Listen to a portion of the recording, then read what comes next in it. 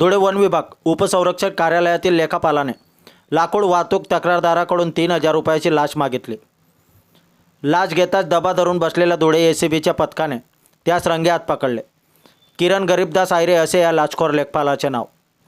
तक्रारदार हे बहाड रथाचे, तालुका चाळीसगाव, जिल्हा जळगाव येथील रहिवासी असून त्यांच्या लाकूड वाहतुकीचा व्यवसाय आहे।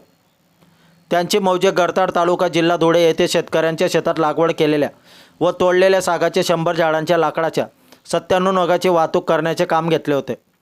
गडताड येथील शेतकऱ्याने झाडे तोडून लाकूड वाहतुकीची परवानगी मिळवण्यासाठी वन क्षेत्रपाल धुळे यांच्याकडे अर्ज केला होता। या परवानगीसाठी तक्रारदार हे उपवन संरक्षक कार्यालय धुळे येथे पाठपुरावा करत होते। कार्यालयातील लेखापाल किरण आयरे यांनी लाकूड वाहतुकीसाठी परवानगी काम करून देण्यासाठी तक्रारदाराकडून 3,000 रुपयांची लाचेची मागणी केली होती।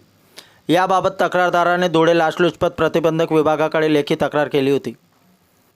लाचलुचपत प्रतिबंधक धुळे विभागाचे पोलीस उपअधीक्षक सचिन साळुंके यांच्या मार्गदर्शनाखाली पोलीस निरीक्षक रुपाली खांडवे तसेच पथकातील राजन कदम, संतोष पावरा, मकरंद पाटील, रामदास बारेला, प्रवीण मोरे, प्रवीण पाटील, प्रशांत बागुल व जगदीश बडगुजर या पथकाने सदर कारवाई केली आहे। आपल्या परिवर्तन 24 न्यूजसाठी संकेत बागरेचा धुळे तालुका प्रतिनिधी।